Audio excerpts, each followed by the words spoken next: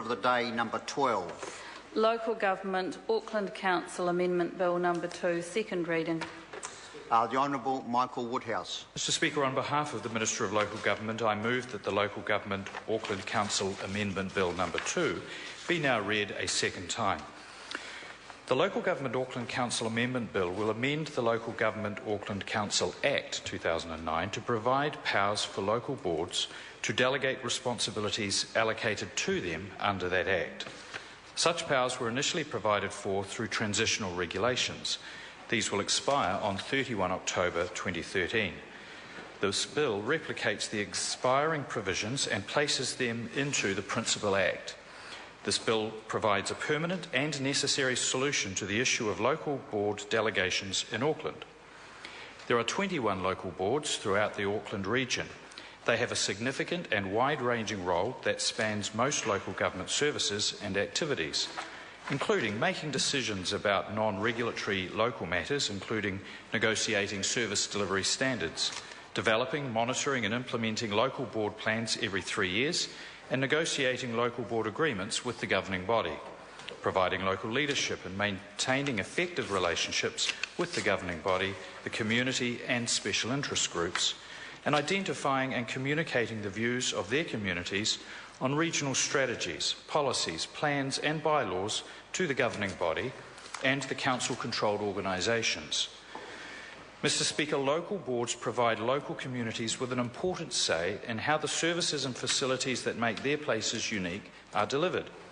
They also provide an important opportunity for local concerns and views to input into the regional decision-making made by the Auckland Council's governing body. Only 2 of Auckland's 21 local board areas have populations fewer than 45,000 people. This figure is around the average number of people who live in cities and districts outside of Auckland.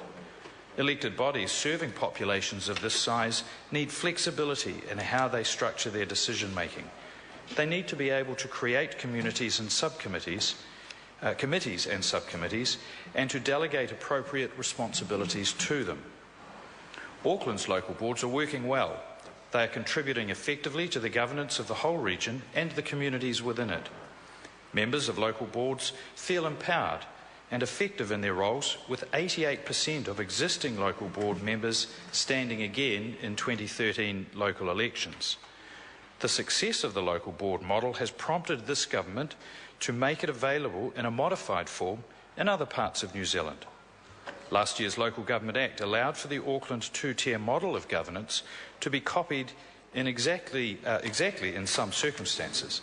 That is, where a proposed metropolitan unitary authority has a population of more than 400,000, but it did not enable this for smaller populations.